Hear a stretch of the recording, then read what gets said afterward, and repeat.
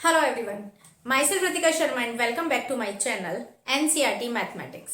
हमने last video में chapter number 11 पूरा कवर अप कर लिया है। आज इस वीडियो में हम जो बोर्ड एग्जाम्स में मोस्ट इंपोर्टेंट क्वेश्चन है इस चैप्टर के वो कवर अप करेंगे और थोड़ा सा पैटर्न को एनालाइज करेंगे। ठीक है, तो पहले क्वेश्चन पे आते हैं। The minute hand of a clock. Again clock कैसा होगा? सर्कुलर शेप में होगा। मिनट हैंड की बात हुई है 84 सेंटीमीटर लॉन्ग है। दैट मीन्स कहीं पर भी मान लो, अच्छा यहाँ टाइमिंग दिया हुआ है, देखो 10 o'clock से 10:10 दे रखा है, यानी कि 12:06। तो ये है आपका आवर हैंड एंड ये है आपका 10:10, यानी कि ये वाला टाइमिंग। और 10:25 बोला गया है तो ये मैंने 25 इसमें ड्रॉ कर दिया। ठीक है, तो मेरे को क्योंकि आवर हैंड की जरूरत नहीं है तो वो मैंने हटा दिया है। अभी क्वेश्चन पे आते हैं। मिनट हैंड है, सिर्फ ये दोनों मिनट वाले हैंड बनाए हैं। 84 सेंटीमीटर लॉन्ग है, 84 सेंटीमीटर दोनों लॉन्ग है। ठीक है, the distance covered by the tip of minute hand, जो ये डिस्टेंस इन्होंने ये कवर की है मिनट वाले हैंड ने, फ्रॉम 10:10 टू 10:25, ये मैंने सिर्फ मिनट वाले को ड्रॉ किया है। आपको उसका डिस्टेंस निकालना है, यानी कि ये इस तरह की कुछ फिगर बनी है और आपको ये डिस्टेंस, सॉरी ये एरिया का हुआ सिंबल, ये अंदर का पोर्शन नहीं निकालना है। अगेन आपको सिर्फ ये डिस्टेंस निकालना है। ठीक है, ये कितनी डिस्टेंस इसने कवर की है। तो थोड़ा सोचो क्या होता है जिसमें हम डिस्टेंस इस तरह से कवर करते हैं तो उसे क्या बोलते हैं? आर्क बोलते हैं, यानी कि हमें आर्क निकालनी है यहाँ पर। ठीक है, सो गिविंग क्या है हमारे पास, यहां मेंशन करेंगे, आप लोग खुद कर देना। रेडियस हो जाएगी 84 सेंटीमीटर हो जाएगी और हमारे पास 10:25 आर्क निकालनी है। आर्क ऑफ सर्किल कह लो या distance covered by minute hand कह लो, वो फाइंड आउट करना है। ठीक है, हमें पता है since we know that arc of length of arc, sorry length of arc formula क्या होता है? Theta upon 360 degree into 2πr। Theta हमें नहीं पता है, तो जब हमें थीटा पता नहीं होता तो हम क्या करते हैं, हमें अलग से वो फाइंड आउट करना पड़ता है। तो इस जो यहाँ पर मैं प्रोसीजर कर रही हूं, आप ये वाला प्रोसीजर इसके जस्ट बाद में करेंगे, फॉर्मूला लिखने से पहले। ओके, कैसे निकालेंगे हम एंगल? क्योंकि जो ये पूरा एंगल है कंप्लीट एंगल है 360 डिग्री का होता है, करेक्ट। और क्योंकि मिनट हैंड जब पूरा एक सर्किल कवर अप करती है तो 60 मिनट लगते हैं उसको, सॉरी 60 मिनट नहीं 60 सेकेंड्स लगते हैं। क्या बोला मैंने, सुनो। क्योंकि पूरा कंप्लीट एंगल एक 360 डिग्री का होता है, करेक्ट। और जब हम मिनट हैंड की बात करेंगे तो जब वो यहां से लेके पूरा चक्कर लगा के यहीं वापस आती है तो वो 60 सेकेंड्स होता है, यानी कि 1 मिनट होती है। तो 60 से मैंने इसको काटा, 6 6 36 आ गया, यानी 6 डिग्री आ गया, ये आया 1 मिनट का।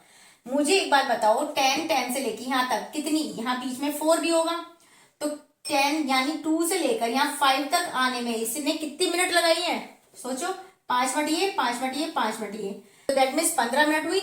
तो 15 इंटू 6 डिग्री, क्योंकि एक का ये है डिग्री, तो 15 का कितना होगा? 15 6 90। ठीक है, तो 90 डिग्री आपको 360 डिग्री।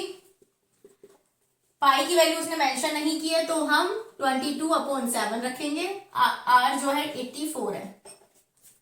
ठीक है, 0 से 0 गई, 9 4 36 और 2 2 4, 2 से ये गया 11 टाइम्स और 7 से ये गया 7 1 7 7 2 14। नीचे से कुछ भी हमारे पास नहीं है तो आंसर क्या आ जाएगा? इन दोनों की ही मल्टीप्लाई करनी है, बाकी हमारे पास कुछ भी नहीं है। तो 11 2 22, 2 कैरी, 11 1 11, 12 और 13, यानी कि 132 सेंटीमीटर का डिस्टेंस इसने कवर अप किया है। ये रहा हमारा option. Okay, the diameter of a car wheel है, अगेन सर्कुलर शेप में होगा। ठीक है, जो कार व्हील है उसका डायामीटर हमें ये दिया हुआ है पूरा 42 दिया हुआ है। Correct. The number of complete revolution, revolution क्या होते हैं, जो एक चक्कर होता है। मान लो मेरे पास है नहीं अभी बॉटल की कैप वगैरह हो, देखो ले देखो बोरोप्लस की ये ट्यूब का ढक्कन है। ठीक है, तो कंप्लीट रेवोल्यूशन क्या होता है, नीचे है, लगा दो उस पर वापस। देखो मैंने इस पे एक मार्क लगाया है। मार्क का क्या मतलब है, यहाँ पर ये वाला हिस्सा ये सरफेस पे रखा है। ठीक है, ये मार्क वाला हिस्सा मैंने यहाँ सरफेस पे रखा है। ठीक है, अब कंप्लीट रेवोल्यूशन का क्या मतलब होगा कि जब ये मार्क एक पूरा राउंड लगा के वापस यहीं पर आ जाएगा, सरफेस पे आ जाएगा, उसे एक रेवोल्यूशन कहते हैं। इतना तो आपको पता होगा। आई बात समझ में। तो यहां पर ये दिया हुआ है कि the number of complete revolution it will make it moving 132 kilometre. यानी आपको कंप्लीट रेवोल्यूशंस निकालने हैं, रेवोल्यूशंस निकालने हैं कि जब वो 132 किलोमीटर कवर अप कर ले, यानी सपोज करो जैसे यही एक वही व्हील है जो अभी मेंशन किया, इसका 42 है, ये एक सरफेस है हमारा, और ये यहां से लेके यहां तक का सरफेस का जो डिस्टेंस है 132 किलोमीटर है। तो आपको ये बताना है कि ये वाला जो व्हील है कार का, ये कितना रेवोल्यूशन देगा। एक बार यहाँ, फिर एक बार ऐसे ऐसे ऐसे करते करते ये कब तक ऐसे roll on roll on roll on roll on करता करता कितना कंप्लीट रेवोल्यूशन देगा। तो इसके लिए डायरेक्ट फार्मूला याद रखना। क्या होता है फार्मूला, देखो ये होता है, अच्छा ये बताओ, ये इसकी जो सर्कमफेरेंस है वही तो ऐसे रेवोल्यूशन कर रही है। करेक्ट, तो सर्कमफेरेंस होती है 2πr। ठीक है, अब ये बताओ मेरे को, एक बार इसने यहाँ कर लिया, फिर ये दोबारा यहाँ रोल ऑन करेगा, यहाँ पे रोल ऑन करेगा, करता करता करता करता मान लो n टाइम्स करता है, मेरे को नहीं पता कितना कर रहा है, तो n टाइम्स मान लिया। ठीक है, उसके बाद जो यहां से लेके करता हुआ ये यहां तक पहुंचेगा, तो ये डिस्टेंस पूरी तो मेजर हो जाएगी, क्योंकि मुझे यहीं आके उसको रोकना है, तो ये डिस्टेंस हो जाएगी यहाँ इक्वल। इतना समझ में आया फॉर्मूला कैसे आया, कैसे आया 2πr, क्योंकि उसकी सर्कमफेरेंस ही तो मूव ऑन कर रही है, n टाइम्स क्योंकि मुझे नहीं पता कितना रेवोल्यूशन देगा, और जहां से शुरू किया जहां पर एंड हो रहा है वो डिस्टेंस ही तो मेजर किया उसने। करेक्ट, तो इसलिए फॉर्मूला है। अब n की वैल्यू नहीं पता, 2 × 22, क्योंकि पाई की वैल्यू उसने कुछ कहा नहीं है। r हमें दिया हुआ है 42 नहीं है, r नहीं है, ये d है हमारे पास। सो इम्प्लाइज दैट, गिवन में लिख देना d, अगर ये है तो इम्प्लाइज दैट r कितना होगा, 2 × 2 = 4, 2 × 2 = 1 सेंटीमीटर अपॉन 2 कर देंगे, तो 21 हो गया इक्वल। सबकी वैल्यू रखी, डिस्टेंस कितनी है 132 किलोमीटर है अगेन, पर यहां पर ये है सेंटीमीटर, ये है किलोमीटर, तो मैंने क्या किया, 1 किलोमीटर में मीटर कितने होते हैं 1000। करेक्ट, 1 किलोमीटर में ये मीटर होते हैं 1000। अब मीटर में भी नीचे मुझे तो सेंटीमीटर चाहिए, तो 1 मीटर में 100 सेंटीमीटर, तो इतने में कितना होगा इंटू 100, तो 1 2 3 4 5 लिख देते हैं, चलो इंटू 100। इतना समझ में आया, 7 3 = 21। ठीक है, 2 से इसे काटा हमने, 2 6 = 12 बचा 1, 2 6 = 12। ठीक है, 3 से इसे काटा 22 टाइम्स, 3 2 = 6, वो हो गया 22 से ये 22 गया।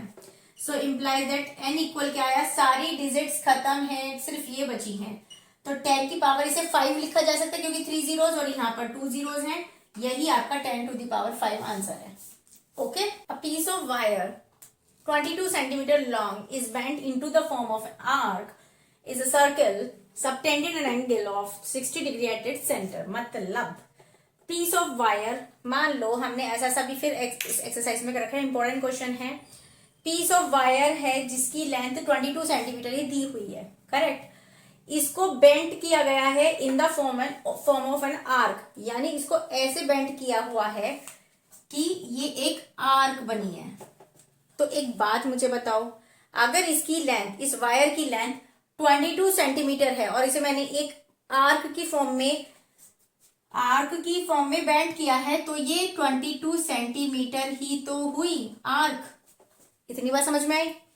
इन the form of an arc circle subtending an angle of 60 degree at its centre, यानी कि कोई यहाँ पर ये इसका सेंटर है, सर्किल का सेंटर है ये, और यहाँ पर इसने सबटेंड किया है 60 डिग्री।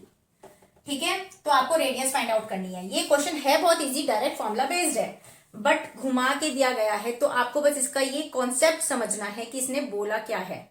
यहाँ कंफ्यूज नहीं होना कि वायर लेंथ है, वायर है कोई, ये लेंथ है 22 सेंटीमीटर की। जब इसे बेंड किया गया इस फॉर्म में, तभी तो ये वाला जो बेंड फॉर्म है इसका, ये 22 सेंटीमीटर ही तो होगा, यही बात समझनी है। बाकी इसमें डायरेक्ट कुछ भी क्वेश्चन में नहीं है। इंपॉर्टेंट क्वेश्चन इसलिए होता है क्योंकि ये डायरेक्ट फॉर्मूला बेस्ड है, लेकिन इसको थोड़ा सा घुमा दिया गया है। तो बस अब आपको क्या निकालना है, फाइनली रेडियस निकालनी है। हमें पता है लेंथ ऑफ आर्क का जिक्र किया गया है, तो फॉर्मूला लगेगा length of arc theta upon 360 degree into 2 pi r. Pi की वैल्यू ये रखनी है।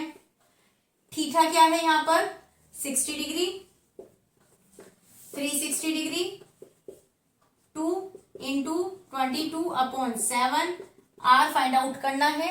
लेंथ ऑफ आर्क दी हुई है 22। इतना समझ में आया? चलिए आर निकालते हैं यहां से।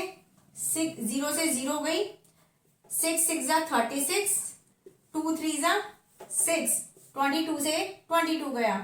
सो इम्प्लाइज दैट आर कितना होगा, 3 7 जा 21। इसको इधर भेज दीजिए, यहाँ अपॉन में है तो उधर जाके ये ऊपर आ जाएंगे, न्यूमरेटर बन जाएंगे मतलब। तो 21 centimetre, metre centimetre will be your answer.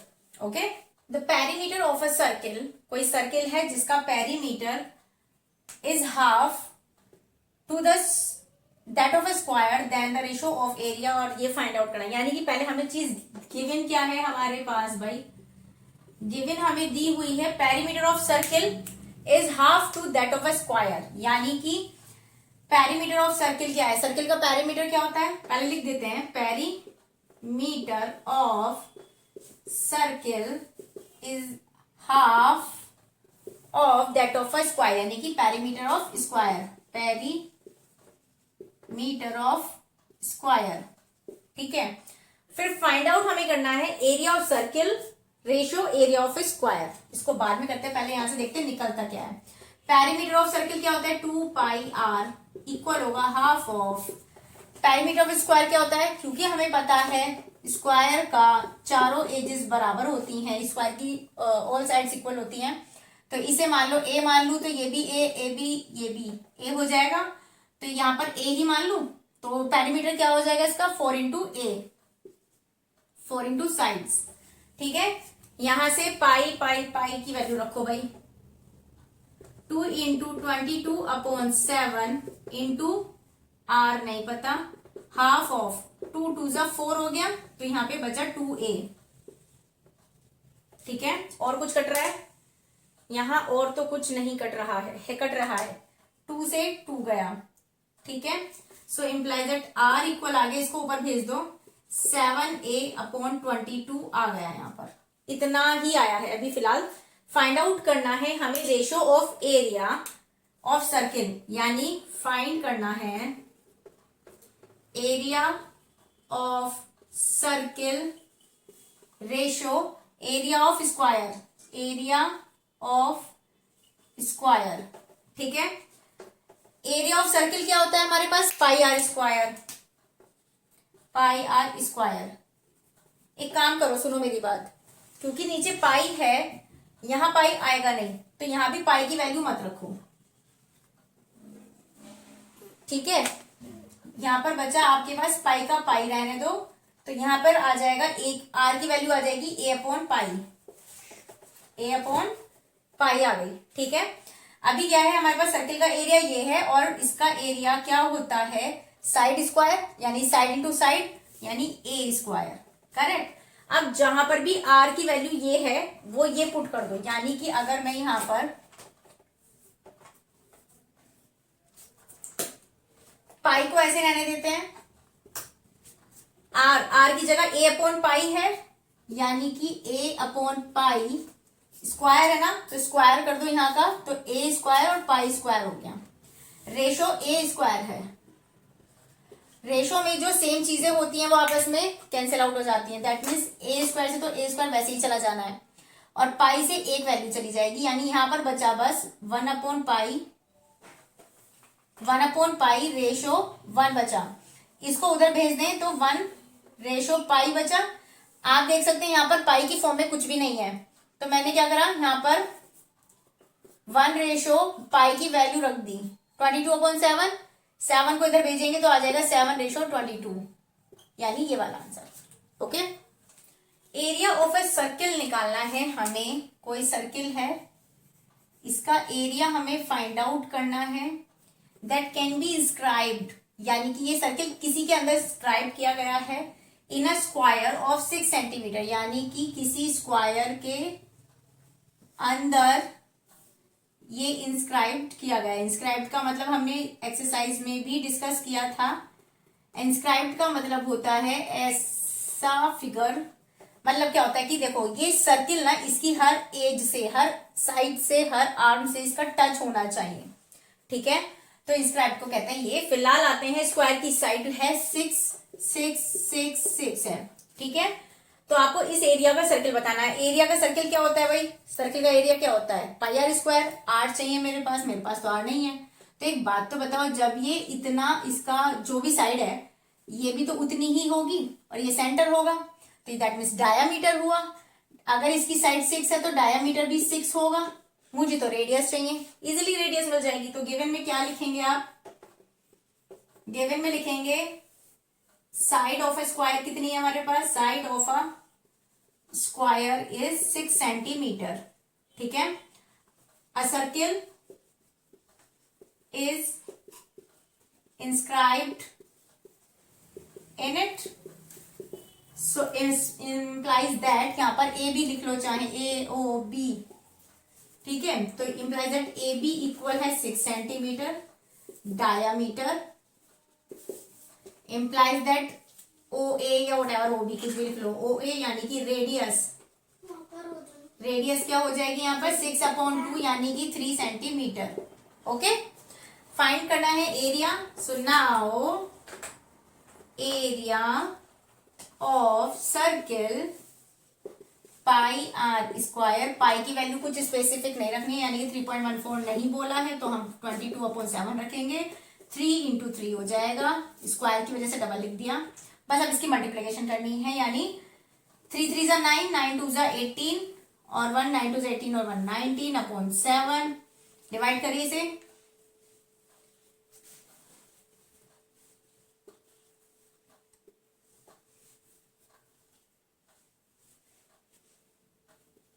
Almost इतना आएगा। ये क्या है हमारा एरिया है, तो दैट मीन्स सेंटीमीटर स्क्वायर हो गया। Okay, area of a sector of a circle, यानी कि जो सर्किल के सेक्टर का एरिया है वो 5/8 है किसका, area of that circle. Then आपको सेक्टर वाला वो सेंट्रल एंगल निकालना है। फिलहाल के लिए इसने क्या कहा है, area of a sector of a circle, circle के जो सेक्टर का एरिया होता है क्या होता है, थीटा, या यहां पे डायरेक्ट पहले लिखो एरिया ऑफ सेक्टर इक्वल 5/8 है किसका है, एरिया ऑफ सर्किल का, यानी पाई आर स्क्वायर का। इतनी बात समझ में आई। एरिया ऑफ सेक्टर कितना है, यहाँ पे लिख दो, या तो पाई आर स्क्वायर ना लिख के एरिया ऑफ सर्किल। अब सारा एक साथ लिख दो फॉर्मूला। एरिया ऑफ सेक्टर कितना होता है, θ/360 into pi r square 5/8 into area of circle pi r square, ठीक है। यहां से हमें थीटा की वैल्यू निकालनी है, तो पहले तो पाई से पाई गया, आर स्क्वायर से आर स्क्वायर गया। ये थीटा है, यहाँ पर थीटा को अकेले छोड़ दो, इसको ऊपर ले जाओ, तो 5 × 360/8 हुआ। काटो भाई से, 8 4 32 और 4 8 5 40। तो थीटा क्या आया हमारे पास, 5 5 25 2 5 4 20 और 2 25 22, ठीक है। ये आपका आंसर आ गया।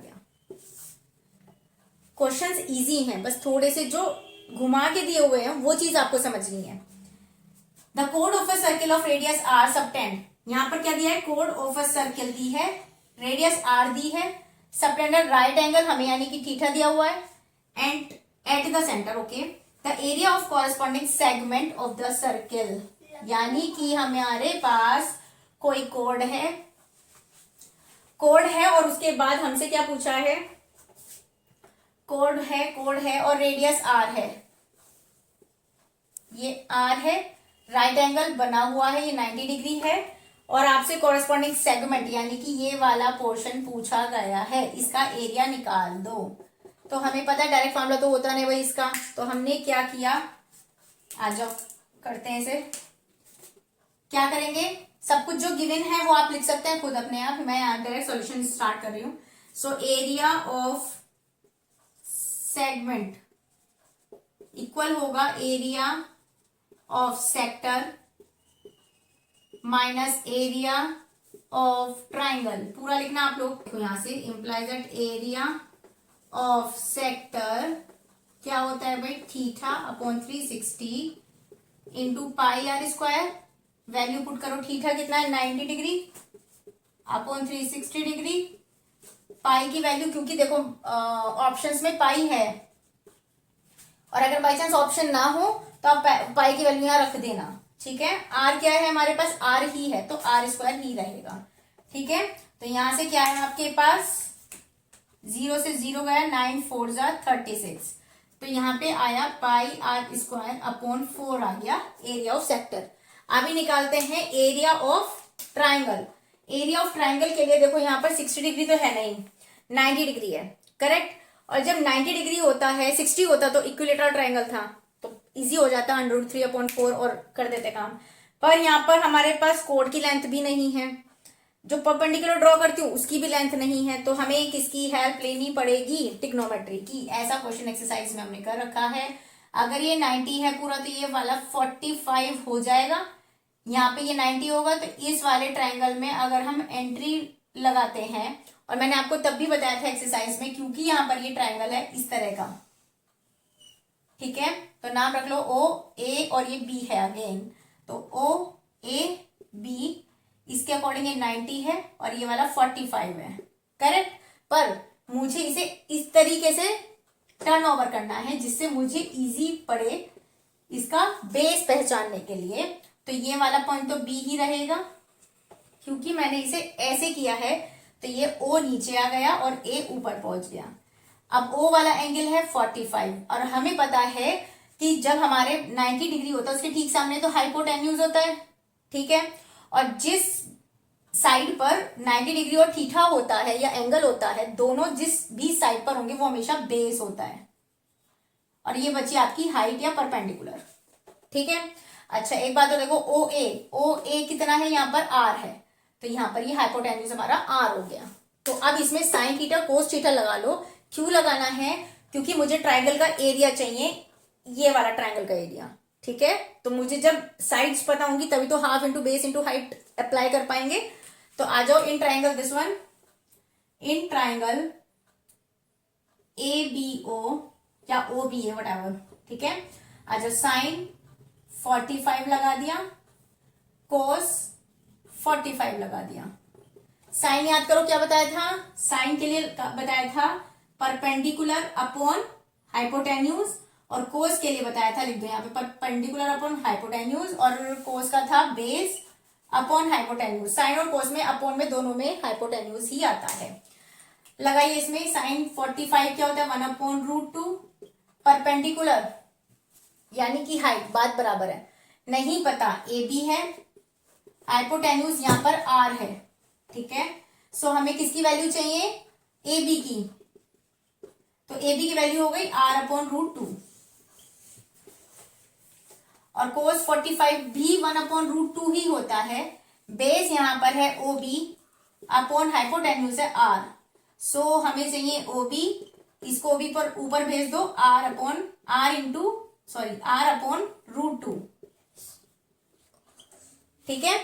सो एरिया ऑफ ट्राइंगल कितना हो गया, area of triangle A B O कितना हुआ, half into base into height, यानी कि क्या हुआ हमारा, हाफ इंटू बेस क्या है हमारे पास बेस क्या है यहाँ पे, ओबी, ओबी। लेकिन ये ध्यान रखना है, ट्राइंगल हमें यहाँ पर इस पूरे का एरिया निकालना है, तो यहाँ ओ, ये सी मान लो, ओ ए सी आएगा। पहली बात तो देखो ट्राइंगल ओ ए सी का, ठीक है, half into base into height, क्योंकि बेस ये है, हाइट ये है, करेक्ट है।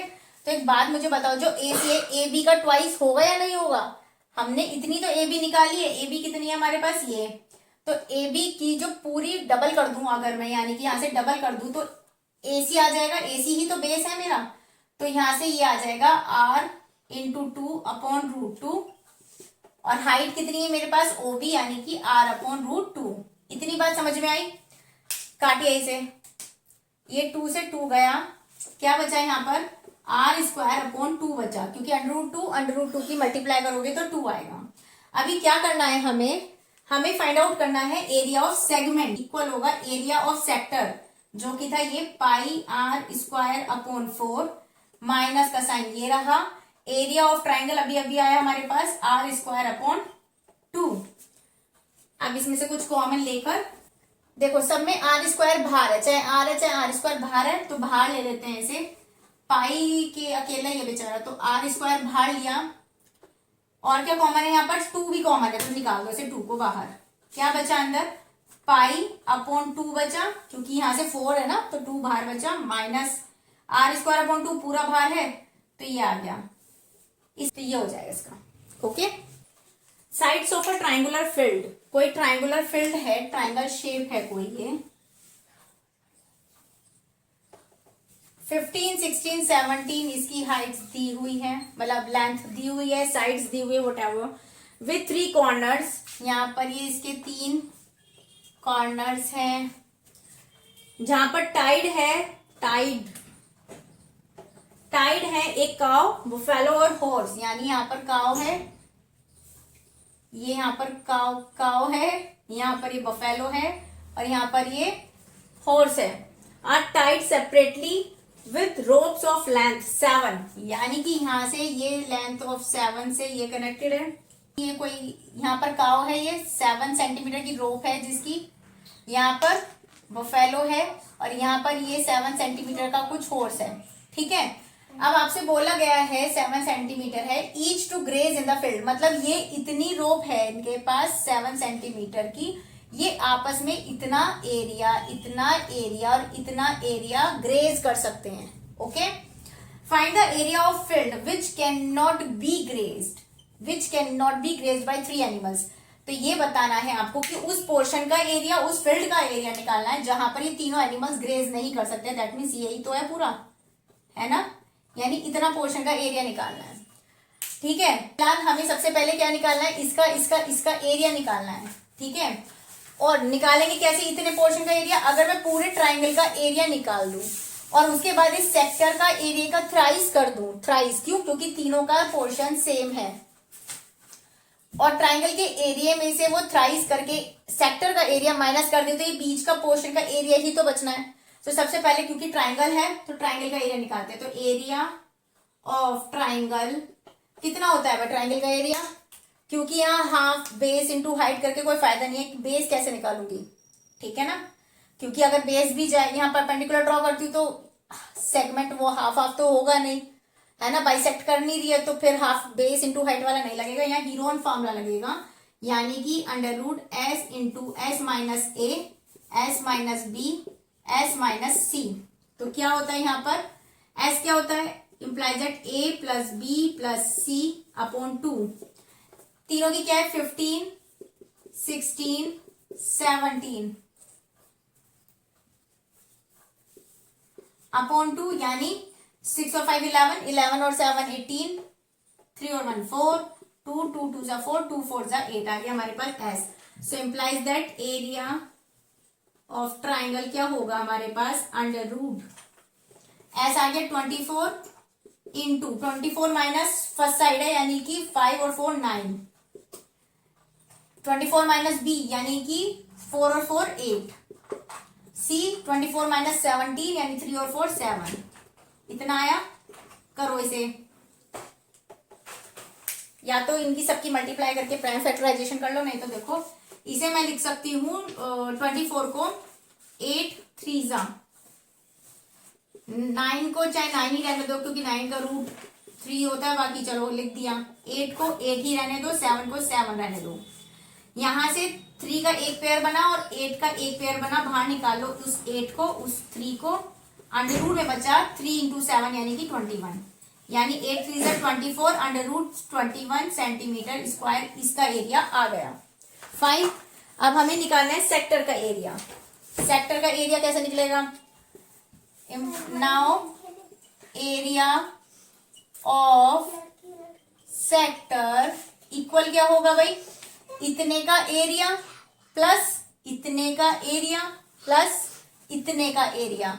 क्योंकि मेरे पास वो थ्राइस करके फायदा ही नहीं है, एंगल ही नहीं है। अगर एंगल होता ना और तीनों के एंगल सेम होते तो थ्राइस में कर सकती थी, बट इसका एंगल अगर मैंने θ1 माना, इसका θ2 मान लो, इसका θ3 मान लेते हैं, तो क्या होगा इसका एरिया सेक्टर?